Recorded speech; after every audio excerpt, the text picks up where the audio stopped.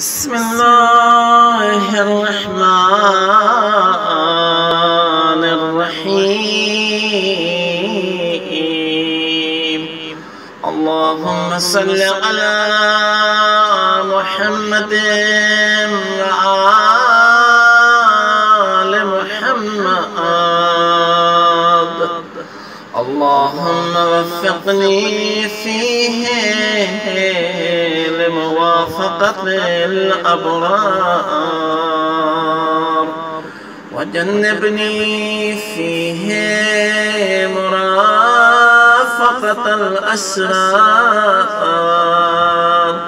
وآوني فيه برحمتك إلى دار القرار، بإلهيتك يا إله العالمين.